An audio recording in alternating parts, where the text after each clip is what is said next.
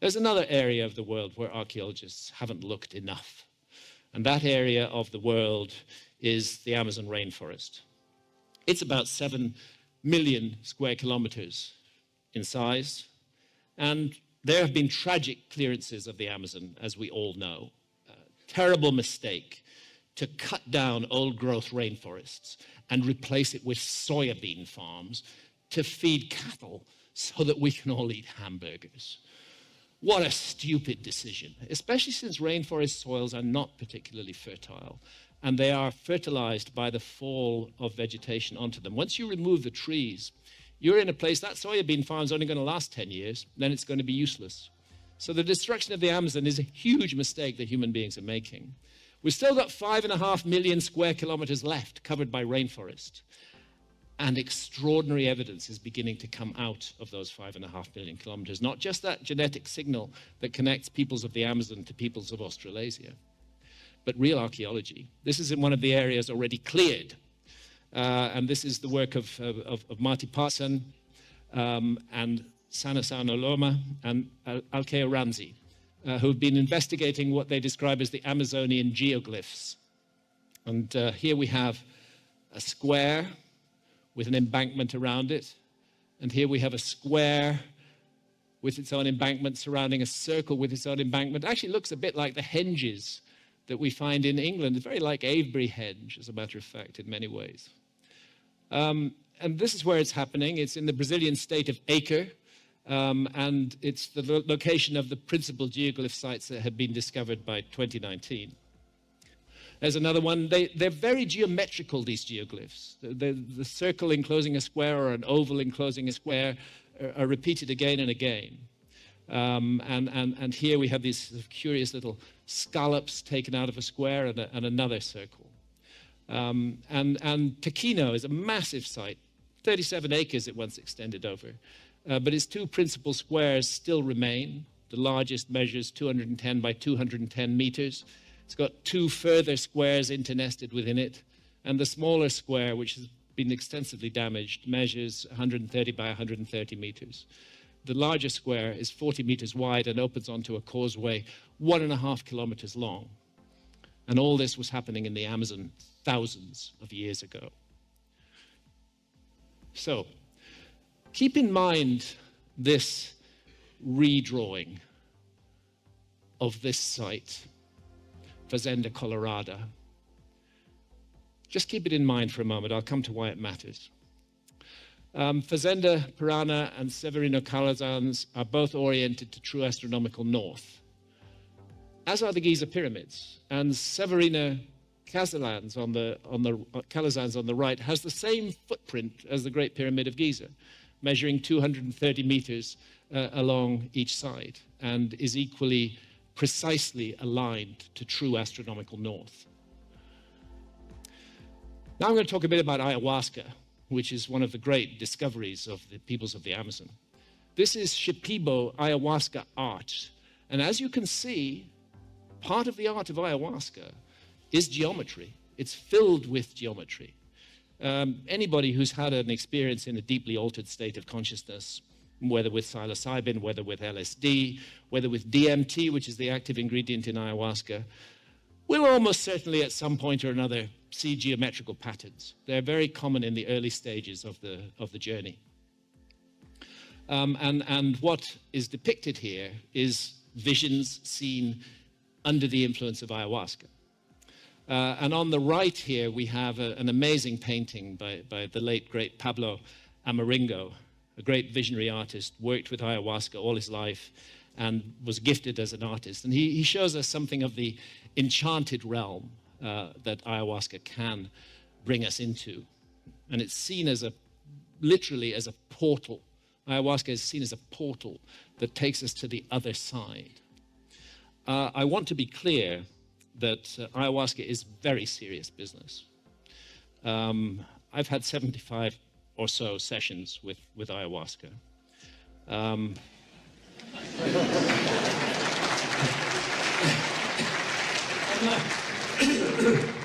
not in a rush to have my next.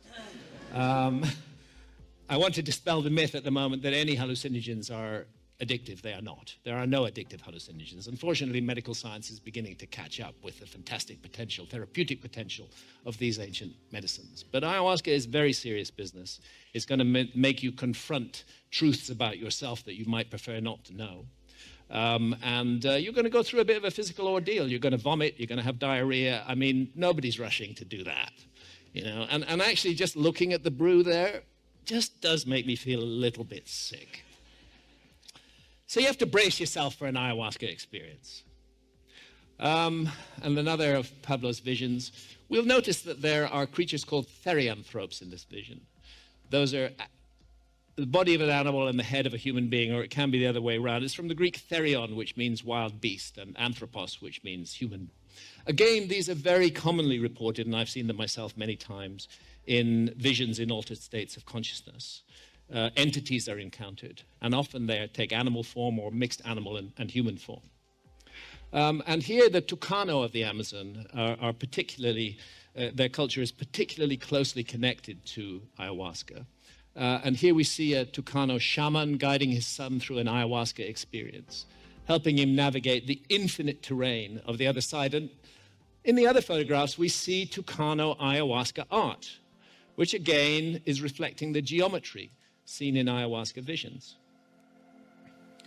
I'm going to read this. This is from Gerardo Rachel Dolmatov, one of the great experts on Tucano. Although any member of the Tucano community may drink ayahuasca, the deeper mysteries of the brew are primarily the work of the shaman, whose responsibility it is to travel through the portal to the other side, whenever required to negotiate with powerful supernaturals on behalf of his community. Where matters of the greatest importance must be resolved, a group of payes will work together, consuming massive quantities of ayahuasca until they reach a point lying in their hammocks where they feel they are ascending to the Milky Way. The ascent to the Milky Way is not easily accomplished. An apprentice will hardly ever be able to rise immediately to this sublunary region, but rather will learn to do so after many trials. At first, he will barely rise over the horizon. The next time, perhaps he will reach a point corresponding to the position of the sun at 9 a.m., then at 10 a.m., and so on until at last, in a single soaring flight, he will reach the zenith. So, in summary, the shaman's visionary journey through the ayahuasca portal involves a leap, or after sufficient practice, a soaring flight to the Milky Way. Not the final goal. It's a way station. Beyond the Milky Way lies the entrance to the other world. And again, I'll quote Gerardo Rachel Dolmatov. It is said that the individual dies when he drinks the potion, and that now his spirit returns to the uterine regions of the beyond, only to be reborn there and to return to his ordinary existence when the trance is over. This then is conceived as an acceleration of time, an anticipation of death and rebirth. So ayahuasca is a kind of guide to the afterlife realm. It's a kind of book of the dead, not written in text, but in direct experience. And on the lower left there, this is the entrance to the other world, as depicted in Tucano ayahuasca art. So I'll bring you back to that diagram, that site at Fazenda, Colorado, that I drew your attention to.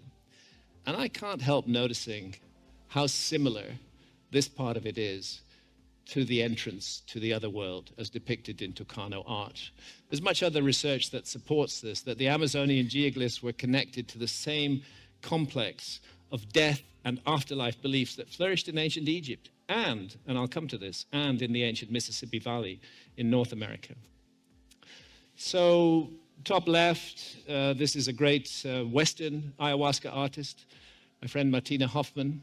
She's depicting some of the many manifestations of Mother Ayahuasca. This is generally how we in the West experience the entity behind the ayahuasca brew, who has harnessed the ayahuasca brew to access human consciousness. In some cultures, the spirit of ayahuasca is seen as male, not as female. That's particularly so amongst a few of the Amazonian cultures, but generally the spirit is seen as female. She's a shapeshifter. She can be whatever she wants to be. I'm just struck by the similarity to this Egyptian image from the right, the goddess Isis feeding Ankh, immortal life, to the pharaoh Seti I. And let's not forget, for more than 3,000 years, the ancient Egyptians put their best minds to work on the mystery of death. And we should not dismiss their explorations into what happens after death as simple fantasies, because there's 3,000 years of work went into those explanations. Of course, scientists don't believe in any survival of death. For science, which is focused largely on weighing, measuring, and counting, we're just biological machines. We got our consciousness. It's an accidental byproduct. It's an epiphenomenon of brain activity. We needed these big brains to compete in the jungle of the universe. And as an accident, our big brains gave us consciousness. The notion, therefore, that consciousness might survive death is abhorrent to most scientists, particularly to scientists like Richard Dawkins, who somehow knows that there is no life after death. How can anybody possibly know that? It's a great mystery. None of us know what's going to happen when we die. Maybe we just will blink out and there's nothing more. Or maybe there is something more, as many ancient traditions suggest. I think we should listen to those ancient traditions. Ayahuasca means the vine of souls or the vine of the dead, and does so for good reasons. There are many similarities in the ayahuasca journey to what we call near-death experiences in the West. A sense of encounter with those who have passed on, with deceased relatives, communicating with us. And very frequently and painfully, ayahuasca requires us to confront and question our own behavior during life. It puts us on the spot. She puts us on the spot. Look at your own life and look at it seriously. What have you done with it? And this is so similar to the ancient Egyptian view, which is expressed symbolically as the judgment of the soul. Here, in one of the tombs of the nobles on the West Bank at Luxor in Upper Egypt, we see the deceased being ushered into what is called the Hall of Maat. This is the goddess Maat, and that feather that is her symbol that she wears on her headdress is the feather of truth and cosmic justice and harmony. The soul is brought into her presence and then confronts this scene, which is the weighing of the soul depicted here as the heart of the individual, weighed in the scales against the feather of Maat. You do not want your heart to be heavy with wickedness and to outweigh that feather. You want to be in balance with that feather from the ancient Egyptian point of view. Now, there are many moral aspects to the ancient Egyptian judgment scene. These guys up here are called the 42 negative assessors. And they're going to ask the soul 42 questions. And ideally, the soul should be able to answer no to every one of them. They include some of the 10 Commandments. Did you kill? Did you steal? Did you lie? Ideally, we should be able to answer no to all of them. But the ancient Egyptians knew that we are frail human beings. We will constantly make mistakes. We will constantly backslide during life. The point is, do we use this opportunity of life to make ourselves better people? Or do we waste that opportunity of life? So there's the scales, and there's the feather, and there's the heart. And over here on the right is the god Thoth, the god of wisdom, supposed inventor of writing, who's writing down the judgment on a pallet. Over here is Amit, the eater of the dead, those who have lived wicked, selfish, cruel, vicious lives. Their journey will not continue. They will face annihilation in the Hall of Maat. And sitting at the head of the hall is the god Osiris. I love this image that Santa photographed in the tombs of the nobles. The objective of the whole journey is that at the end of it, you should be able to look your own soul in the face and say, yes, I made mistakes. Yes, I committed errors, but I tried to put them right. And by and large, I did good. And there's another more fundamental question than any of the moral questions. And that question, it seems to me, is, did you get it? Did you get what we gave you the gift of life for, what the universe gave you the gift of life for? It's a precious opportunity to be born in a human body, to have the potential to explore consciousness in the way that we do. Did you get it, that you were given a privilege to be here? Or did you waste your time on frivolous pursuits and on production and consumption and on your ego and on accumulating material possessions? The ancient Egyptian pyramid texts are the oldest recension of what we know of as the Book of the Dead. These are carved on the walls of the 5th dynasty pyramid of Unas. That is the name of Unas there. That's his cartouche. And over there, this circle surrounding a star depicts the Duat. That was the name for the ancient Egyptian afterlife realm through which our soul would journey after death and be tested on the life that we've lived. And these are other recensions of the same ideas, the ancient Egyptian coffin texts, the Book of the Dead, the book of what is in the Duat. They seek to prepare us for our journey through the afterlife. I love this double exposure that Santha took. In the foreground is the pyramid of Unas with the pyramid text, and then on the second exposure behind we have the Great Pyramid and its neighboring pyramids. And I would suggest that what the pyramid texts and the books of the dead achieve in hieroglyphs and imagery, the pyramids of Giza and Acropolis manifest in 3 dimensions, because the Giza pyramids are not inscribed. So scholars agree that Osiris was identified by the ancient Egyptians with the constellation of Orion. The ancient Egyptians called that constellation Sahu. And he was viewed as the figure of Osiris in the night sky, ruling over the afterlife kingdom of the Duat. And the Duat itself was not underground. It was envisaged as being located in the sky between the constellations of Leo and Orion, with the great heavenly river of the Milky Way, the winding waterway, as its central feature. As you can see, the constellation of Orion stands beside the Milky Way. I want to pay tribute to the work of my great friend, Robert Bauval, the originator of the Orion correlation theory, which, of course, archaeology has completely rejected, largely because archaeologists just don't understand astronomy and don't want to.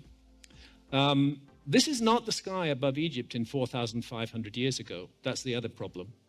Because the skies constantly change because of a wobble on the Earth's axis called precession. The Earth is our viewing platform from which we observe the stars, so naturally the wobble changes our perspective on the stars. This is the sky of roughly between 12,800 and 11,600 years ago. And as the constellation of Orion crosses the meridian, we see that it's in the same pattern as the 3 great pyramids on the ground, and there, rising due east in that period, is the constellation of Leo, gazed at directly by the Great Sphinx, the Leonine Great Sphinx. So in the ancient Egyptian view, how does the soul of the earthly deceased ascend to the Duat? Well, it does so through a leap or a flight, just as the Tucano described. There are narrow shafts cut through the walls of the Great Pyramid, 2 of them in the King's Chamber, the so-called King's Chamber, and 2 of them in the Queen's Chamber. The Queen's Chamber shafts actually don't exit on the outside of the pyramid. The King's Chamber shafts do. And one of those shafts from the King's Chamber points directly at the lowest of the 3 stars of Orion's belt. And here's the mystery, because although the layout on the ground depicts the skies 12,000 years ago or so, this connection to the stars is indeed from the era of 4,500 years ago. I am not seeking to divorce the ancient Egyptians from the construction of the Great Pyramids. I think they were intimately involved. I think they were completing a much older project. I see platforms on the ground there going back 12,000 years and the work completed by the ancient Egyptians, who tell us how the knowledge was passed down to them from what they call Zep Tepi, the first time. So there's this leap to the heavens that involves the journey through the Duat in ancient Egypt. I'll just quote a few passages from a book that Santha and I published in 1998, Heaven's Mirror, concerning Mexico. Excuse me for reading, but my memory these days is not quite what it was 40 years ago. Very much like the ancient Egyptians, the peoples of ancient Central America located their netherworld in a region of the sky through which ran the Milky Way. For the Maya, the Milky Way was a particularly important feature of the heavens. They conceived of it as the road that led to their netherworld, Xibalba, which in common with other Central American peoples and with the ancient Egyptians and with the Tucano, they located in the sky. So here we have a study of Tatlan's major temples, and studied by Fernandez Cormac et al., man city of Butatlan, Guatemala, designed according to the celestial scheme reflected by the shape of the constellation of Orion. He's able to prove that all of Butatlan's major temples were oriented to the helical setting points of the stars in Orion, and he argued that the Milky Way, alongside which Orion stands, was thought of as a celestial path connecting the firmament's navel with the center of the underworld. So close to the ancient Egyptian idea. I'm not saying the ancient Egyptians brought it to Central America or the other way around. I'm just observing the connection, the similarity in this complex set of religious beliefs. Orion was extensively involved in Mayan rebirth beliefs, which described the constellation and specifically its three belt stars as the turtle of rebirth. In Egypt, as amongst the Maya, the stellar context involves Orion and the Milky Way. In Egypt, as in Mexico, a journey through the netherworld must be undertaken by the deceased. In Egypt, as in Mexico, religious teachings assert that life is our opportunity to prepare for this journey, an opportunity that should, under no circumstances, be missed.